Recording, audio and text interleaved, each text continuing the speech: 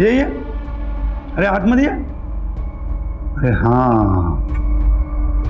अरे बाप मर गया ना, मगर तू फिक्र नहीं करना, मैं ना, अरे इतने सारों को मैं पाल रहा हूं तो तेरे को रोटी डाल दूंगा। हाँ?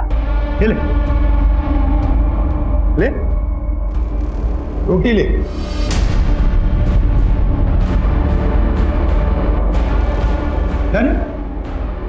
क्या हुआ, दूसरी चाहिए?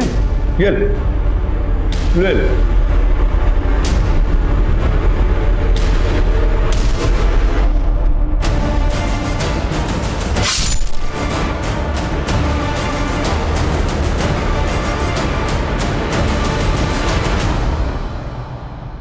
नमस्कार, आदाब। क्राइम पेट्रोल सतर्क के आज के एपिसोड में मैं अनूप सोनी आप सबका स्वागत करता हूं। मनीषा ताई, शंकर भाऊ, मैं आपको टेम्पो नहीं दे सकता, मुझे माफ करा। ऐसा नका ना बोलो अप्पा, अगर आप हमें टेम्पो नहीं देंगे तो हमारी सब्जियां, हमारे फल हम मंडी तक कैसे लेके जाएंगे? सब यही सड़ जाएंगी। भारी नुकसान हो जाएगा अप्पा, बर्बाद हो जाएंगे अप्पा हम। जानता हूँ शंकर भाई, क्या कर सकता हूँ। मेरे दोनों ड्राइवर कोरोना से 14 दिन के क्वारंटाइन में भर्ती है, अब कौन चलाएगा टेम्पो? चल मनीषा, अपना नसीबत खराब आए।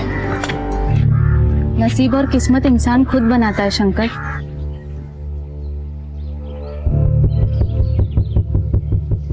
अप्पा, तेरा टेम्पो मेरे को देगा? तू क्या करेगा टेम्पो? मैं चला कर लेके जाएगी मुंबई। तू मजाक क्यों कर रही है? अरे नहीं, मला येते चालवायला और मेरे पास लाइसेंस भी है। अप्पा, मेरे बाबा ने मुझे टेम्पो, ट्रैक्टर सब चलाना सिखाया है। मैं अपनी सब्जियां लेके जाएगी, तू बोल देगा? देख, तुझे ताई बोलता हूँ, तेरा ही टेम्पो है, लेके जा। शंकर भाऊ, तुमच्या बायको लय भवानी है, भवानी। ये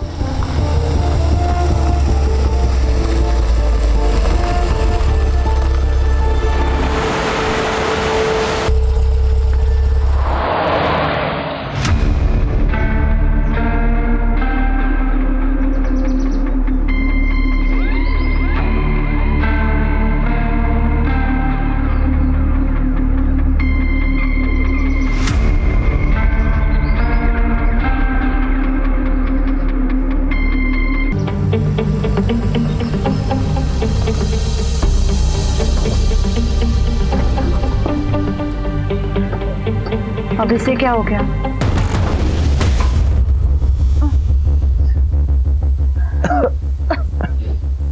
अभी क्या करें? फिलहाल तो किसी की मदद लेकर हाईवे तक पहुंच जाते, किसी मैकेनिक को बुलवाकर ठीक करवा लेंगे।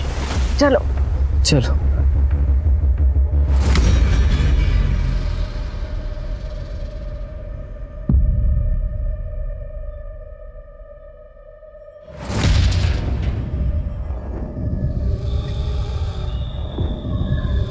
हाँ, 2 सेकेंड।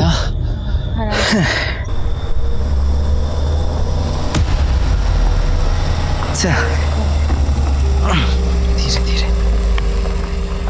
गाड़ी आई, गाड़ी खड़ी। ए भाऊ भाऊ भाऊ भाऊ भाऊ, वो हमारा टेम्पो खराब हो गया है, आगे हाईवे तक छोड़ देंगे। बैठ जाओ। चल चल चल।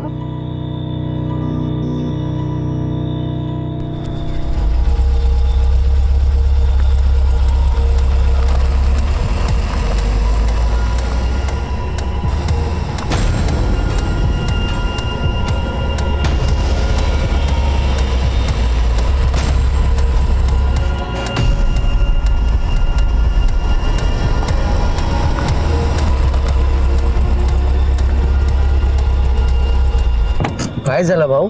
क्या हुआ? भाऊ नीचे उतरो। ए भाऊ, भाऊ भाऊ भाऊ लेके नहीं, अंजलि, अंजलि को अंजलि,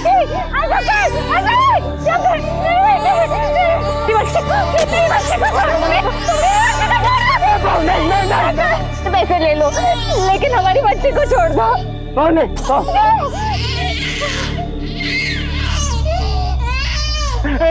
मनीषा, नहीं भाऊ, नहीं भाऊ, नहीं भाऊ रे, नहीं रे मनीषा।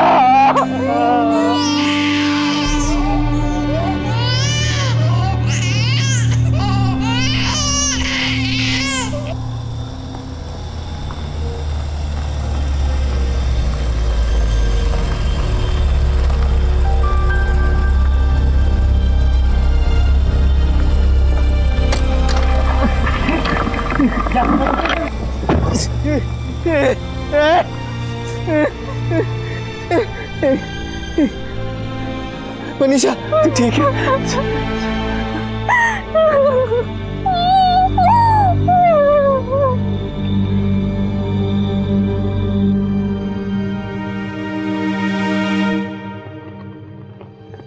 अंजली, हे अंजली, आहो आहो बघा ना, अंजलीला बहुतेक ताप आलाय. काय बोलते? देखो ना, इसका अंग गरम लग रहा है.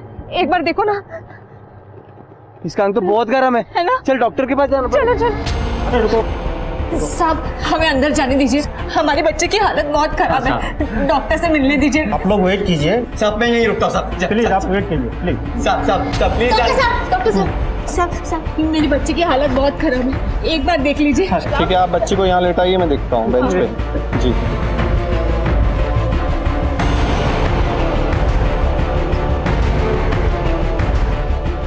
आई am sorry, she is dead. Anjali उठ उठ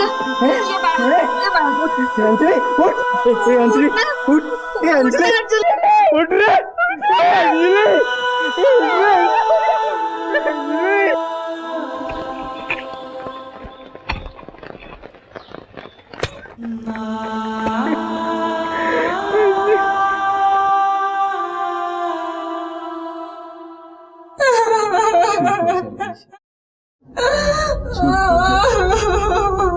हे बघा तुम्ही घाबरू नका.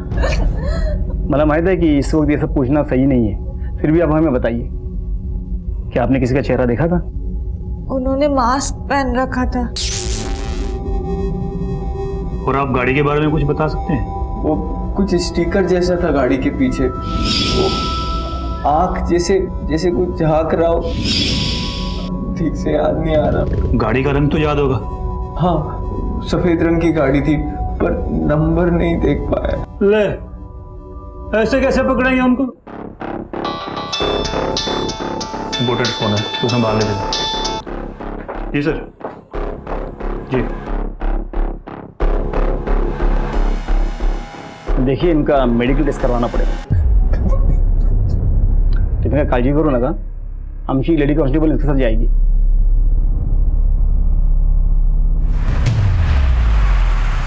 संजय, बोला. मैंने अपने फोन में आपके बचपन की डीपी लगाई है. क्यों? कितने क्यूट दिख रहे हो. मैं चाहती हूँ कि मेरा होने वाला बेबी तुम्हारे जैसा दिखे. तुम क्यूट और प्यारा. अच्छा.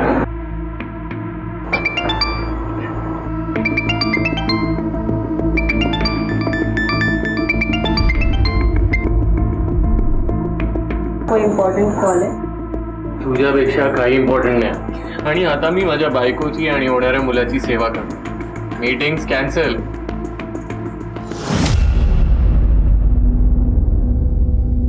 हो आय नो काम महत्वाचं आहे, पण आता लॉकडाऊन आहे की नाही, तर तसंही लॉकडाऊन मध्ये बाहेर पडता येणार नाहीये. नाही मित्राकडे तर नाहीच नाही. बरं एक मला फोन येतोय, मला फोन ठेवायला लागेल. And no means no, you are not going. Hello जी जी हम पहुंचते हैं. बरवे चलो, नासिक मुंबई हाईवे पे एक लाश मिली है.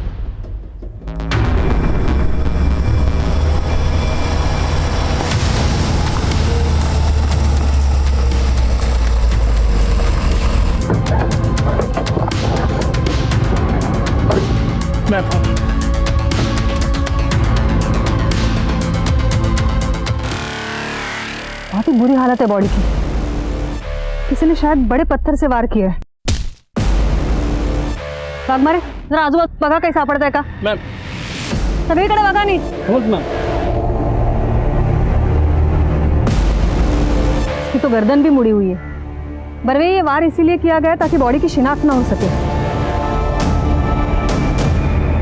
मैम ये देखिए, आपका अंदाजा बिल्कुल सही था मैम. फिर ताबत गया और फॉरेंसिक को भेज दो. अच्छा, ये बॉडी के जेब में कुछ आइडेंटिटी कार्ड या फिर कागज मिले? नहीं मैडम, कुछ भी नहीं मिला था, लेकिन एक गाड़ी पार्क है मैडम. बरवे बघा जरा. Yes ma'am.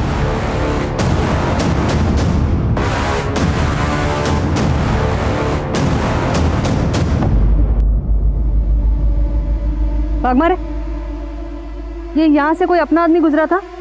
नहीं मैम, कोई नहीं गया था। ये बारिश की वजह से यहाँ की मिट्टी गीली हो गई है और ये गीली मिट्टी पर सारे निशान पड़ चुके हैं। मैम ये फोन मिला, फोन तो लॉक्ड है लेकिन नोटिफिकेशन से पता चल रहा है 23 मिस कॉल। उठा।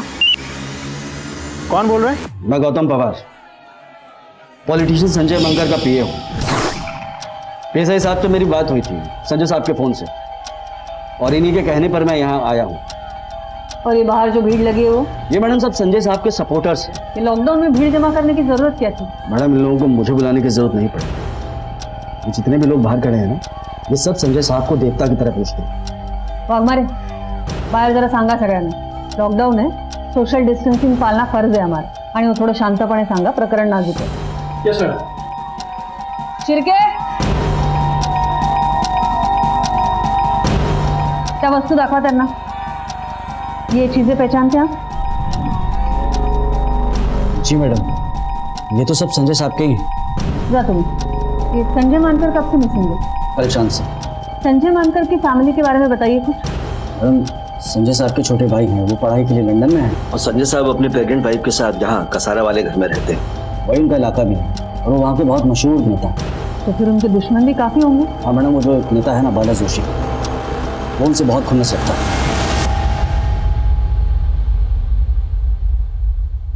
खुन्नस?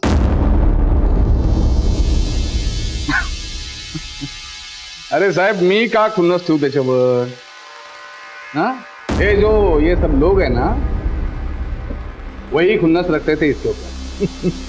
क्योंकि ये संजय मानकर जो है नेता की खाल में भेड़िया था, क्रिमिनल था। आपने तो देखा ही होगा, जब से ये संजय मानकर चुन के आया है, आपके करप्शन रेट में, क्राइम रेट में कितनी बढ़ोतरी हुई। इसलिए जब भी ये मुझे खबर पता चली, मुझे हैरानी नहीं हुई। वो क्यों? वो क्यों?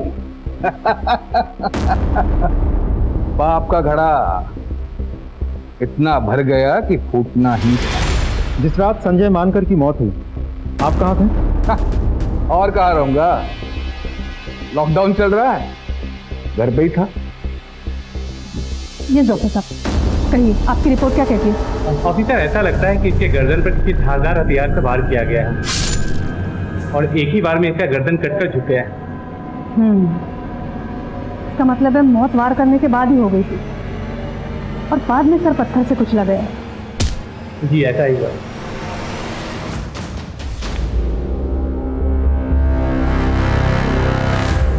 गौतम, तुम कुछ राज की बात बता रहे थे, बोलो। मैडम विराज के बाद जानते तो सभी, बस कोई बोलना नहीं चाहता। पता है संजय साहब जब 15 साल के थे ना, तब उनके बाबा जगन्नाथ साहब की चप्पल मरम्मत करने की दुकान थी बाजार में। उन दिनों हमारे गांव में जात पात की राजनीति अपने पूरे जोरों पर थी। एक नेता होते थे विश्वनाथ जोशी, अपने बाला जोशी के पिताजी। उन्होंने हमारे लोगों का जीना मुश्किल किया हुआ था। सरकारी नियम होने के बावजूद भी हमारे लोगों को ये ऋण समिति और सहकारी बैंकों से अपने खेती के लिए लोन मिलना मुश्किल हो गया था। और इसी बात की शिकायत जगन्नाथ साहब ने जिला परिषद में की। माफ करना भाव, मुझे परवाह नहीं है कोई अंजाम की, न तो शिकायत वापस करने की गुंजाइश। और हाँ, मेहरबानी करके हमारे औकात की बात न करें। विश्वनाथ जोशी ने संजय साहब के पिताजी की सरेआम बेइज्जती की, जो वो बर्दाश्त नहीं कर पाए और उन्होंने खुदकुशी कर ली। फिर संजय साहब ने अपने पिताजी की मौत का बदला लेने के लिए बाला जोशी के पिताजी को मार डाला। बस उसके बाद संजय साहब 3 साल रिमांड होम में रहे। जब वो वापस आए तो हमारे लोगों ने उन्हें अपना लीडर बना दिया और वो हमारे रॉबिन हुड बन गए। बस वहीं से जोशी खानदान के पतन की शुरुआत हुई। ठाकुर, ती मानकर केस की फाइल आना। देखिए, हम आपकी हालत समझ सकते हैं, लेकिन इस इन्वेस्टिगेशन को आगे बढ़ाने के लिए हमारे लिए जानना बहुत जरूरी है कि आपके पति संजय मानकर जी को किसने मारा। आपको किसी पे शक? सर, मुझे तो यकीन ही नहीं हो रहा, इतने अच्छे इंसान को कोई कैसे मार सकता है।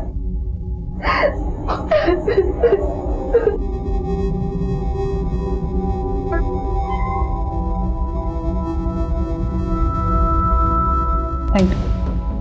सो मिस्टर गौतम, संजय मानकर का कोई फ्रेंड सर्कल या फिर करीबी दोस्त जिनके यहाँ वो अकेले जाना पसंद करते थे?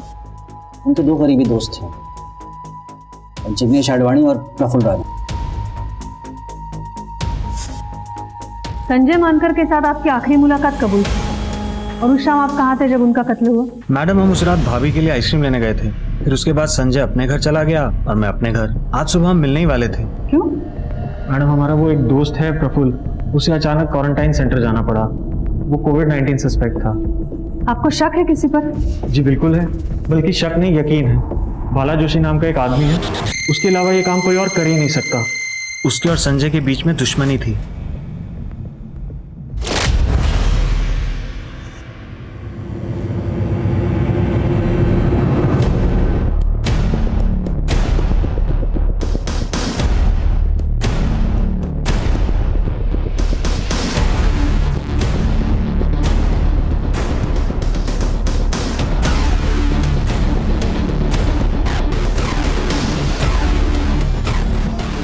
अंजली, हे बघ, मी तुझ्यासाठी काय बनवले, खाएगी ना? तू काय करतेस मनीषा? खाली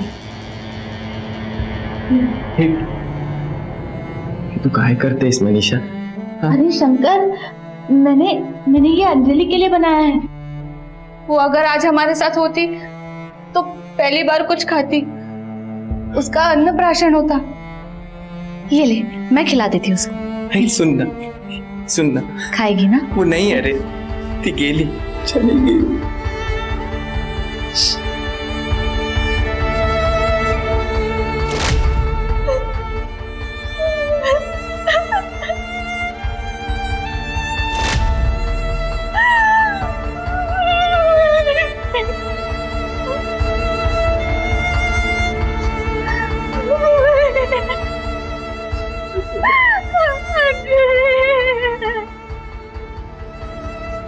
हाँ सर, बिल्कुल हो जाएगा सर। सर आप चिंता मत कीजिए सर, पक्का पक्का सर, 100%। जी जी सर। सर। हाँ बाग बड़े, बोला। सर, मनीषा का जहाँ पे रेप हुआ था वो सारा एरिया छान मारा, लेकिन वहाँ पे कुछ भी नहीं मिला, ना ही कोई आई विटनेस। कुछ मिलेगा भी नहीं, कोई दम नहीं है उस केस में। सर, हमें उस गाड़ी को ढूंढना चाहिए जिस गाड़ी के बारे में शंकर ने हमें बताया था। अरे तुम बूढ़े हो गए हो, बूढ़े। कल को वो स्टिकर मैं अपनी गाड़ी पे चिपका दूंगा, तुम तो मेरे पे केस बना दोगे। पंच साहब, जाओ, चाय के लिए बोलो।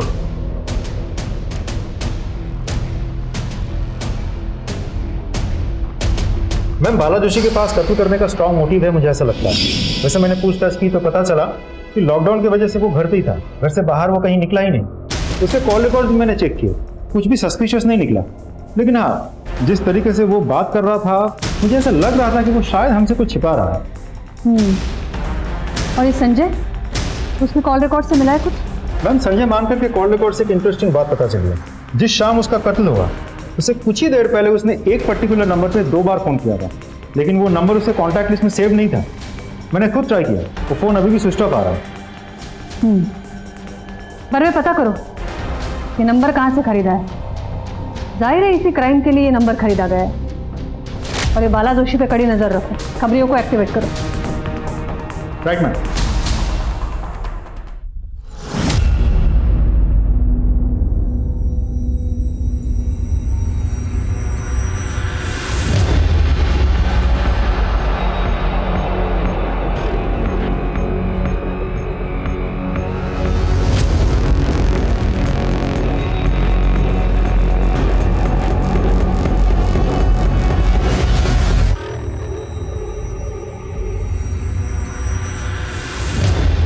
हेलो मैम, एक इंपॉर्टेंट इन्फॉर्मेशन मिली है। बाला जोशी ने हमसे झूठ कहा था कि वो लॉकडाउन के दौरान घर पे ही था। तो फिर ये जाता कहाँ है? अपने खास दोस्त सुदामा गांवकर के घर। दोनों मिलकर जम के रात को पार्टी करते हैं। सुना है सुदामा के घर पे दारू का बड़ा स्टॉक है। क्या उन दोनों ने उस रात भी पार्टी की थी जिस रात संजय मानकर का कत्ल हुआ था? जी मैम। या सुदामा गांवकर लगे हुए जरा।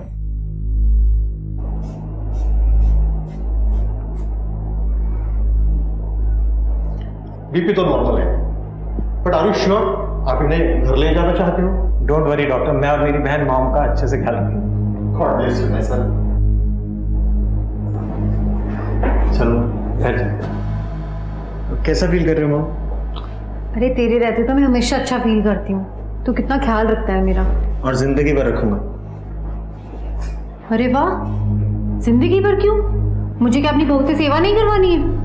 मैं कुछ नहीं जानती, बस अब तू शादी कर ले, समझा? हाँ माँ कर लूंगा, पर पहले छोटी की शादी होगी फिर मेरी। बाकी बातें घर चल के करते हैं आराम से। चलो तू ना समझेगा नहीं। दोस्तों के साथ पार्टी करना गुनाह कब से हो गया? दोस्तों के साथ पार्टी करना गुनाह नहीं है, लेकिन पुलिस से झूठ बोलना गुनाह जरूर है, और यही गुनाह बाला जोशी ने किया है। अब तू हमें बताएगा कि बाला जोशी ने हमसे झूठ क्यों कहा था, और तुम दोनों पार्टी करने के चक्कर में क्या प्लानिंग करते रहते हो? कोई प्लानिंग नहीं कर रहे थे साहब, हम तो सिर्फ दारू पीते हैं। पार्टी ना हम भी करते हैं, लेकिन हम ना पार्टी डंडों से करते हैं। सब तू सोचते रहे, हम अपनी पार्टी शुरू करते हैं।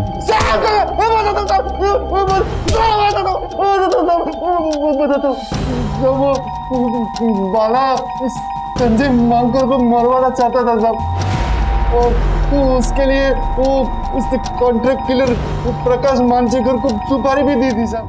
वो संजय मानकर बहुत खतरनाक और शातिर है, उसे भनक भी लग गई या वो बच गया तो हमें वो सीधा नर्क भेज देगा, इसलिए काम बहुत सावधानी से करना। उस सब में वो मेरा मोबाइल यूज करता था साहब, और ताकि उसके ऊपर कोई शक ना हो सके, इसलिए।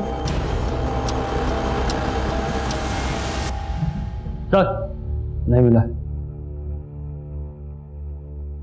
मैम, बाला जोशी फरार हो गया है। उसका पूरा घर छान मारा हमने, लेकिन इधर कोई नहीं है। चाचा फोन ट्रैक करा। सबसे पूछताछ करो, उसके रिश्तेदार, जानने पहचानने वाले सबसे पूछो। उसका इस तरह भाग जाना जाहिर करता है कि उसका संजय मानकर के कत्ल में हाथ है। एक होल्ड करा, 1 मिनट। Hello, what? जी हम अभी पहुंचते हैं। बरवे, हाईवे पे एक लाश मिली है, तुम्हें डायरेक्ट तिथे पोहोचा।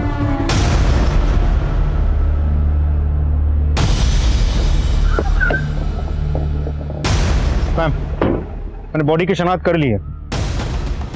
ये अडवाणी ही है, और इसे भी ठीक उसी तरीके से मारा गया है जैसे संजय मानकर को मारा गया था। गर्दन भी उसी तरह मुड़ी हुई है, और शायद वार भी किसी पत्थर से ही किया गया है। एक बात और मैडम, ये क्राइम स्पॉट भी पिछले क्राइम स्पॉट से ज्यादा दूर नहीं है। बरवे, ये पैरों के निशान देखो, ये उसी तरह के पैरों के निशान है जो पिछले क्राइम स्पॉट पे थे। बरवे, ये प्रकाश मानचेकर और बाला जोशी दोनों को लेकर आओ। प्रकाश और बाला दोनों मुझे चाहिए, किसी भी हालत में। Yes ma'am.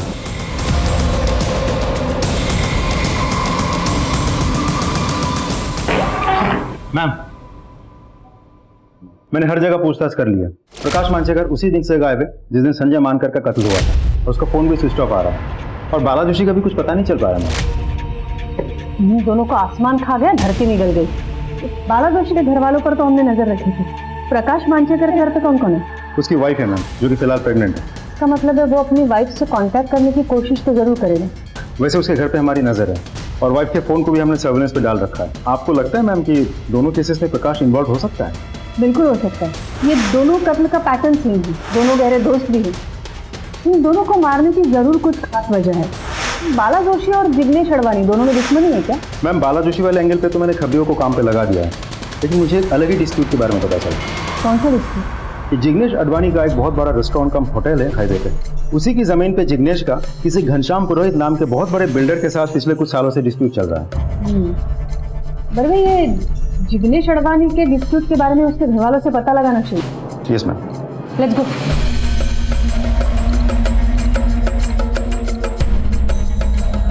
क्या आप हमें जिग्नेश और पुरोहित के डिस्प्यूट के बारे में बता सकती हैं? क्या बताऊं मैडम? बाहर आ जल्दी। कहाँ कर बेटा, कहाँ छुप के बैठा है? जल्दी बोल। वो घर पे नहीं है, क्या काम है? उसे बोल दे, उस ढाबे की जमीन अगर उसने मेरे हवाले नहीं की तो तू और तेरा परिवार साथ में ऊपर जाएगा। वो मेरे पति की आखिरी निशानी है। हम मर भी जाएंगे लेकिन वो जमीन नहीं देंगे। ये बात। चलो ठीक है, हम एक काम करते, तुम जिंदा ही रहो और जिंदगी भर इस बात का मलाल मनाती रहो कि तूने मेरी बात नहीं मानी। देख क्या रहे हो, शुरू हो जाओ। खबरदार जो मेरी बेटी को हाथ लगाया तो मैं कहती हूँ छोड़ो मेरी बेटी को, मैं कहती हूँ छोड़ दो इसे, छोड़ो छोड़ो छोड़ दो रे, छोड़ दे उसे। देख, आज तेरी बेटी को कुछ नहीं किया है, हाँ, लेकिन कल कर भी सकते, और समझा देना तेरे बेटे को। चलो रे।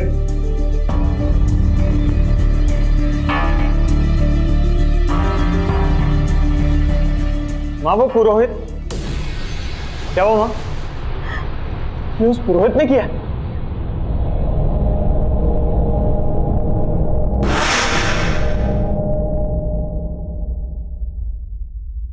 मैडम, मुझे पता था कि मेरी फैमिली को उस जिग्नेश अडवाणी ने ही मारा था।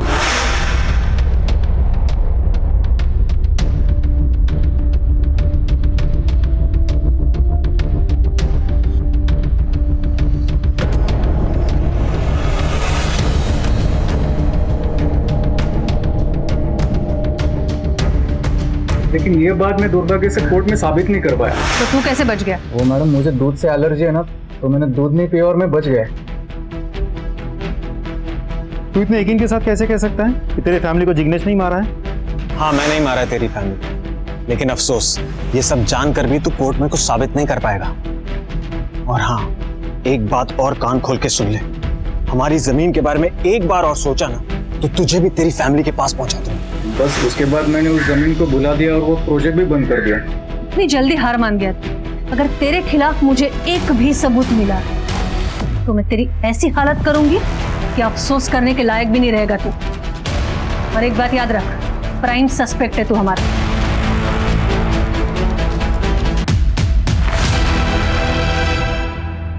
घनश्याम पुरोहित के बारे में कुछ पता चला? यस मैम, मैंने घनश्याम पुरोहित का बैकग्राउंड अच्छे से चेक किया। टिपिकल बिजनेसमैन है वो, धंधा छोड़ के उसको और कुछ समझ में नहीं आता। उसके कॉल रिकॉर्ड भी मैंने चेक किया, लेकिन पिछले 3-4 सालों से वो जिग्नेश से टच में ही नहीं है, और वैसे भी इन्वेस्टिगेशन में भी उसके खिलाफ कुछ सामने नहीं आया। अरे जिग्नेश को किसने मारा होगा? चलो मान लेते हैं कि प्रकाश ने संजय मानकर को मारा। कि इस थ्योरी को सपोर्ट करने के लिए एक फैक्ट है कि जिस दिन कत्ल हुआ उस दिन प्रकाश का फोन लोकेशन क्राइम स्पॉट के नजदीक था, लेकिन फिर वो गायब है, उसका फोन भी ऑफ है, और जिसने उसकी सुपारी दी थी वो भी गायब है, बाला जोशी, और उसके पास तो मोटिव भी था। तो जिग्नेश से उसकी क्या दुश्मनी हो सकती है? और कॉन्ट्रैक्ट तो सिर्फ संजय मानकर को मारने का दिया था, तो ये जिग्नेश को किसने मारा? और मारने का तरीका भी बिल्कुल सेम है, वही पैरों के निशान, सब कुछ उन्हीं 2 लोगों के निशान। राइट। पर वे चलो मान लेते हैं कि एक प्रकाश है, तो फिर दूसरा कौन है? नहीं, ये घनश्याम पुरोहित को क्लीन चिट नहीं दे सकते हम, उसने भी अपने पूरी फैमिली को खोया है। इतनी आसानी से तो चुप नहीं बैठेगा वो। कॉन्ट्रैक्ट तो सिर्फ संजय मानकर को मारने का दिया था, तो ये जिग्नेश को किसने मारा? और मारने का तरीका भी बिल्कुल सेम है, वही पैरों के निशान, सब कुछ उन्हीं 2 लोगों के निशान। राइट। पर वे चलो मान लेते हैं कि एक प्रकाश है, तो फिर दूसरा कौन है? नहीं, ये घनश्याम पुरोहित को क्लीन चिट नहीं दे सकते हम, उसने भी अपने पूरी फैमिली को खोया है। इतनी आसानी से तो चुप नहीं बैठेगा वो। और तुमने भी तो कहा था कि वो पक्का बिजनेसमैन है, तो हो सकता है उसने पूरे सोच समझ के साथ इन हत्याओं को अंजाम दिया हो, या फिर ये भी हो सकता है कि किसी के थ्रू ये सब करवाया हो। संजय को मारने के बाद प्रकाश को ही जिग्नेश की सुपारी दी हो। और हाँ, ये जिग्नेश से रिलेटेड जितने भी लोग हैं, उसकी माँ, स्टाफ, एवरी पॉसिबल पर्सन, सबकी जानकारी निकालो, एक को भी नहीं छोड़ना। मेरे ख्याल से इन दोनों केस से रिलेटेड कोई ना कोई ऐसा सिरा है जो हमारे हाथ जरूर आएगा, जो अब तक हमारे नजर से बाहर है। राइट। एक के बाद एक 2 लोग, संजय मानकर और जिग्नेश अडवाणी का कत्ल हो चुका था, और इन हत्याओं की गुत्थी को सुलझाने के लिए पुलिस के हाथ कोई भी सिरा नहीं लगा था। जैसे जैसे पुलिस की इन्वेस्टिगेशन आगे बढ़ रही थी, पुलिस के सामने एक के बाद एक कई कड़ियां खुल रही थी। पर अब भी पुलिस का सामना एक ऐसी घटना से होने वाला था जो उनकी अब तक की इन्वेस्टिगेशन का रंग रूप ही बदल देगी। मैम, इस केस की एक बहुत ही इंपॉर्टेंट लीड हाथ लगी है। बाला जोशी की बहन घनश्याम पुरोहित की सेकंड वाइफ है। एक और खास बात पता चली है मैम, गौतम पवार पिछले कुछ महीनों से इस बाला जोशी के कांटेक्ट में था, यहाँ तक के मर्डर्स के बाद भी। और कमाल की बात तो यह है कि उसने कॉल करने के लिए अपने नहीं बल्कि अपने बीवी के फोन का इस्तेमाल किया था, ताकि हम उसे ट्रैक न कर सकें। इंटरेस्टिंग। बड़े गौतम पवार को उठा।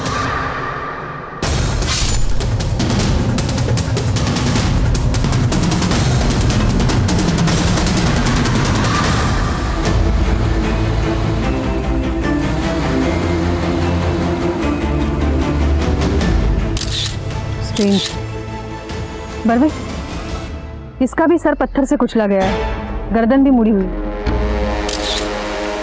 ठीक उसी तरह जिस तरह संजय और जिग्नेश को मारा गया। और ये देखिए, बिल्कुल वैसे ही पैरों के निशान। बरवे, एक बात नोटिस की तुमने? ये मिट्टी यहाँ डाली गई है और फिर पैरों के निशान बनाए गए। यू राइट मैम, क्योंकि बारिश की वजह से आसपास की मिट्टी तो गीली है, लेकिन ये तो कंक्रीट है। यहाँ पैरों के निशान देख के लग रहा है कि किसी ने जानबूझ के यहाँ मिट्टी डाली है और फिर पैरों के निशान बनाए हैं, ताकि इन्वेस्टिगेशन को मिसलीड किया जा सके। थँक यू ग मनीषा, तू किती छान जेवण बनवतेस. अगं ताई, त्यात काय थैंक यू, ये तो पड़ोसी धर्म है और आप और आपके पति कोई साधारण काम नहीं कर रहे हैं, आप तो सेवा कर रहे हैं। वो क्या बोलते हैं, कोरोना वॉरियर, कोरोना योद्धा है आप। इस कोरोना की वजह से म्युनिसिपल कॉर्पोरेशन में भी डबल ड्यूटी लगा रखी है। ऐसी मुश्किल घड़ी में तुम हमारे बच्चों को संभाल रही हो, उन्हें खाना खिला रही हो और हमारे लिए भी खाना बना रही हो। खरंच ग, मी तुझी खूप आभारी आहे. ताई, आम्ही तुमचे आभारी आहोत. चल मी येते, मला ड्युटीवर जायचंय. हो हो, सावकाश जावा. हो. मैम, हमने प्लान के मुताबिक प्रकाश की बीवी रेशमा का फोन सर्विलेंस पर रखा था। कल रात को उसे एक अननोन नंबर से कॉल आया था। हमने पता किया तो पता चला कि वो प्रकाश का ही नंबर है। प्रकाश के लोकेशन के बारे में भी हमें पता चल गया है। फिलहाल वो मालेगांव में कहीं रुका हुआ है। मालेगांव पुलिस से बात की तुमने? जी मैम। एक काम करो बरवे, तुम खुद जाकर उसे अरेस्ट करो। ये केसेस सॉल्व होने के लिए उसका अरेस्ट होना बहुत जरूरी है। Right ma'am.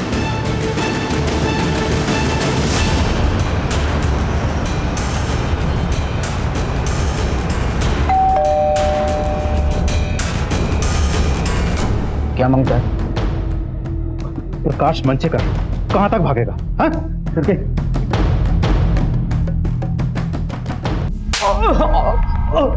तुम दोनों ने संजय मानकर, जिग्नेश आडवाणी और गौतम पवार को क्यों मारा? नहीं सर, हमने नहीं मारा। मतलब संजय को मारने की सुपारी मैंने दी, मैं मानता हूँ, लेकिन बाकी दोनों के बारे में वाकई कुछ नहीं पता। मैंने संजय की सुपारी दी, इसको दी, पता ना आप बोलेगा? हाँ साहब, मैं मानता हूँ साहब कि मैंने भाव से संजय मानकर को मारने के लिए 5 लाख की सुपारी ली थी साहब, लेकिन मैंने उसको नहीं मारा साहब। आज शपथ मैं सच बोल रहा हूँ। गौतम भाव ने जब बाला भाव को संजय मानकर की लोकेशन की इंफॉर्मेशन दी तो मैं वहाँ पहुँचा था साहब, लेकिन पहले से ही संजय को किसी ने मार दिया था साहब।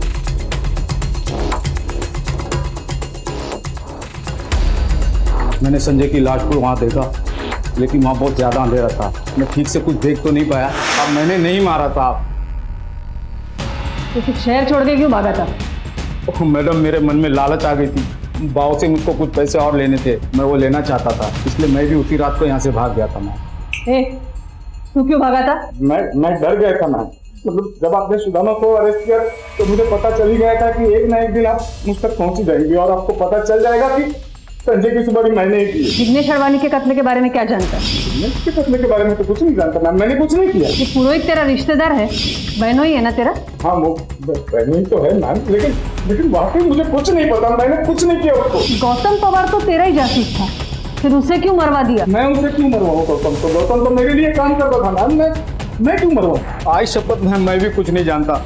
मैं तो तभी से मालेगांव में था मैडम, आप चाहे तो वहाँ के लोगों से पूछ सकते हैं, मैं वही था मैडम, मैं कहीं नहीं गया मैडम। आज शपथ मैं सच बोल रहा हूँ मैडम। सर, मनीषा रेप के जो सस्पेक्ट है उनके स्केचेस रेडी हैं। अरे यार, तुम अभी तक उसी लेवल पे अटके हुए हो, इसीलिए तुम्हें अभी तक प्रमोशन नहीं मिला। तुम एक काम करो, ये फाइल लो, घर जाओ, आराम से केस सॉल्व करो। पंच साहब, अरे क्या सर? हाँ सर, जय हिंद सर। हाँ, पहुंचते हैं सर। Okay sir. नेताजी की ड्यूटी पे जाना है, इससे मिलता है प्रमोशन। ये तुम्हारे बेकार के रेप कैसे नहीं। चलो गाड़ी के लिए बोलो। अरे गाड़ी के लिए बोलो।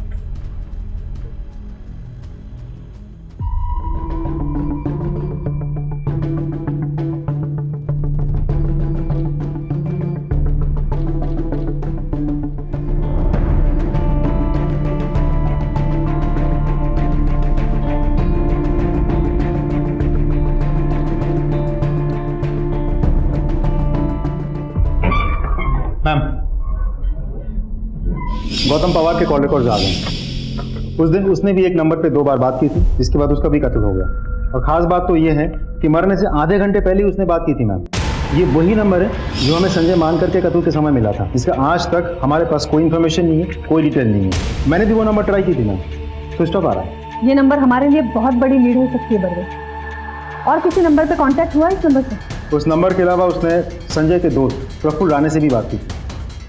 बरवे, ये संजय, जिग्नेश और प्रफुल्ल तीनों गहरे दोस्त थे और गौतम उनका राजदार। ये भी हो सकता है कि ये 3 कत्ल के बाद अभी कातिल चौथे कत्ल की फिराक में है। हो तो सकता है मैम, लेकिन कारण समझ में नहीं आ रहा है, कोई क्यों करेगा? कारण कुछ तो बड़ा है बरवे। नमस्कार मैडम, PSI वाघमारे बोलते हैं, Indira Nagar police station. Madam, हमारे यहाँ कुछ दिनों पहले केस आया था। एक औरत के साथ कुछ लोगों ने हाईवे पर बलात्कार किया। इस हादसे में उसकी 6 महीने की बच्ची भी मारी गई। इनिशियल इन्वेस्टिगेशन में ना कोई एविडेंस मिला और ना ही कोई एविडेंस, लेकिन उन लोगों के स्केचेस हमने बनवाए हैं। पर मैडम, उनके चेहरे पर मास्क लगे हुए, और मैं पर्सनली हर पुलिस स्टेशन में फ़ोन करके इन्फॉर्मेशन दे रहा हूँ।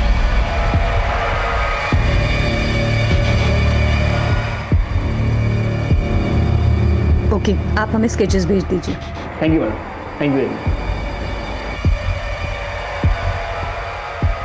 बरवे, एक काम करा, ये तीनों दोस्तों के CDR मुझे चाहिए। जी मैम।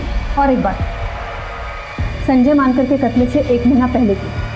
हो जाएगा मैम, लेकिन कोई खास बात? और ये प्रफुल्ल राणे को कांटेक्ट करो इमीडिएटली। Okay ma'am.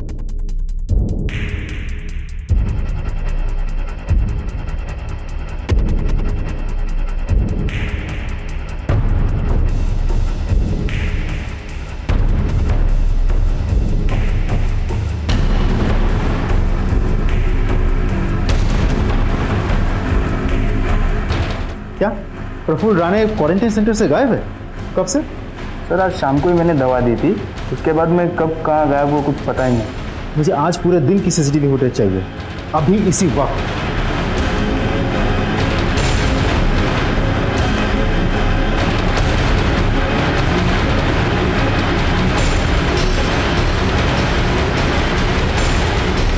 बरवे, उस नंबर का पता करो जिस पर फोन किया गया है, और ये भी पता करो कि कौन सी नर्स इस वक्त ड्यूटी करती है। मैम।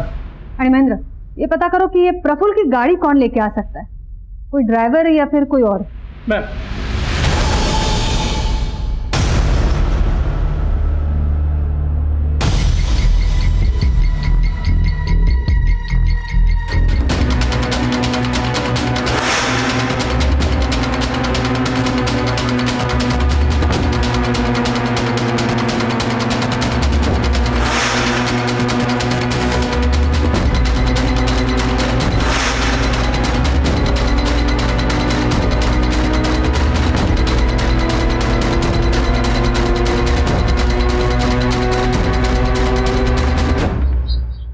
मी तर कालपासून ड्युटीवर गेलेली नाही आहे. वो एक्चुअली मुझे फूड पॉइजन हो गया है. घर का खाना खा के फूड पॉइजनिंग कैसे हो सकता है? और वैसे भी लॉकडाउन की वजह से सारे होटल्स बंद है. आपने खाना कहाँ से मंगवा लिया था? बाहेरून मागवलं नव्हतं. वो मेरी पड़ोसन है ना, मनीषा चौहान, उसने मुझे खाना दिया था और मैंने वही खाया था. उसने आपको खाना क्यों दिया था? सब वो मेरे बच्चों की आजकल बहुत देखभाल करती है और ती त्यांना जेवायला पण घालते. लेकिन मैं मेरा और मेरे पति का खाना घर पे आके बना देती हूँ. वो तो परसों मुझे देर हो गई थी, इसलिए मनीषा ने मुझे खाना दिया था.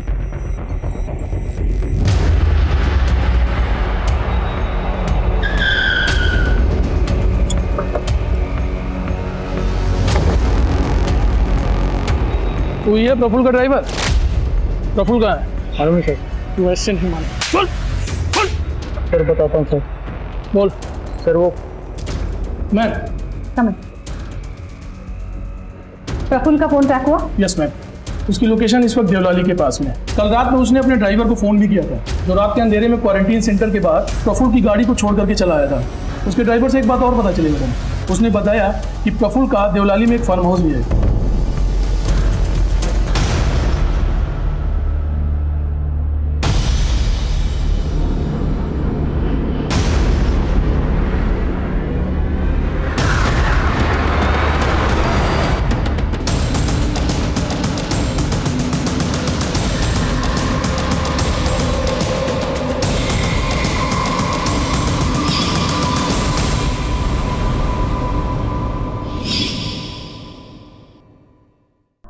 मनीषा, तुम्हें ये सब करने की क्या जरूरत थी?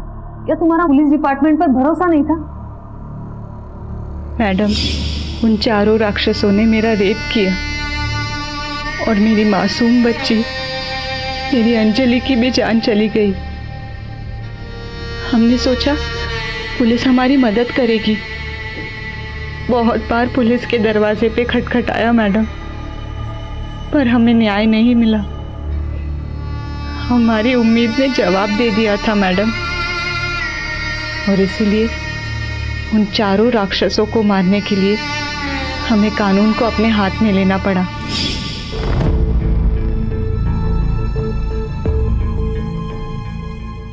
तुमने उन्हें पहचाना कैसे? जिस दिन उन राक्षसों में से एक राक्षस हमारी बस्ती में राशन बांटने आया, उस दिन मैं उसे पहचान गई।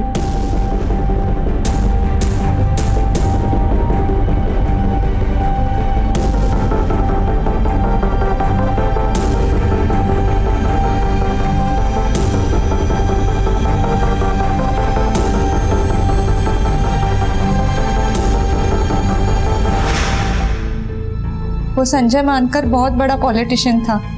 फिर मैंने उसे अपने झूठे प्यार के जाल में फंसाने की कोशिश की।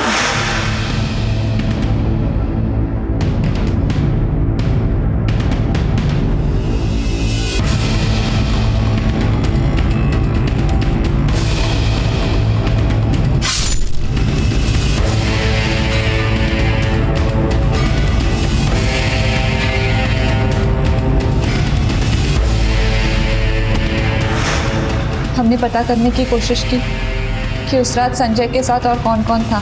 फिर हमने एक के बाद एक जिग्नेश और गौतम को मौत के घाट उतार दिया।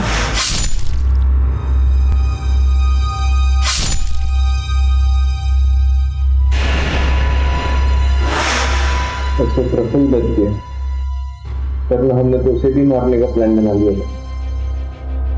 मनीषा और शंकर, इतना अफसोस हो रहा है तुम्हें देखकर। एक अजीब सा सिलसिला शुरू हो चुका है। विक्टिम्स क्रिमिनल बन रहे हैं और क्रिमिनल्स विक्टिम। अगर सब लोग इस तरह कानून हाथ में लेने लगे तो समाज का क्या होगा? अरे जानवरों से भी बदतर हो जाएगी जिंदगी हमारी। मैडम, हमें माफ कर दीजिए। मैडम, वो बहुत बड़े लोग थे, उनके पास पैसा था, पावर था। हमें लगा कहीं वो इस चीज का इस्तेमाल करके इस केस को दबा ना दे। मैडम, वैसे भी हम गरीबों की कौन सुनता है? कानून सबकी सुनता है मनीषा, और सबके लिए सेम होता है। जरूरत है उस पर विश्वास करने की। थोड़ी देर सब्र होती, लेकिन गुनहगार पकड़े जरूर जाते। वो कोई हैबिचुअल क्रिमिनल्स नहीं थे, उन्हें भी अपराध का पछतावा हुआ होगा।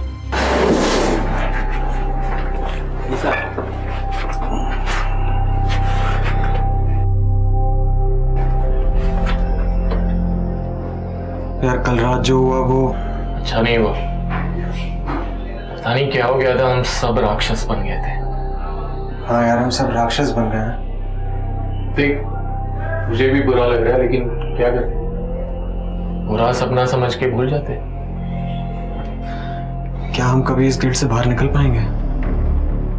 हर इंसान के अंदर एक राक्षस छिपा हुआ होता है जो हर पल बाहर आना चाहता है, लेकिन हमारी शिक्षा, हमारे संस्कारों की मदद से हम बचपन से उस राक्षस को अपने अंदर दबाए रखना सीखते हैं। पर हमारा गुस्सा और बदले की भावना हमारे अंदर दबे हुए राक्षस को बाहर आने के लिए प्रेरित करती है। संजय मानकर, जिग्नेश अडवाणी और प्रफुल्ल राणे ये कोई हैबिचुअल क्रिमिनल्स नहीं थे, लेकिन उस रात नशे की हालत में उनके अंदर का राक्षस बाहर आ गया और वो एक घिनौना गुनाह कर बैठे। वैसे ही मनीषा और शंकर के अंदर दबी बदले की भावना ने उनके अंदर के राक्षस को हवा दे दी। ये राक्षस आपको जुर्म के ऐसे रास्ते पर लाकर छोड़ता है जहां से वापस आना मुमकिन नहीं होता। अब मैं अनूप सोनी आपसे विदा लेता हूं, फिर मुलाकात होगी क्राइम पेट्रोल सतर्क में एक और नए केस के साथ। तब तक अपना और अपने परिवार का ख्याल रखें, सतर्क रहें, सुरक्षित रहें और देखते रहें क्राइम पेट्रोल सतर्क। जय।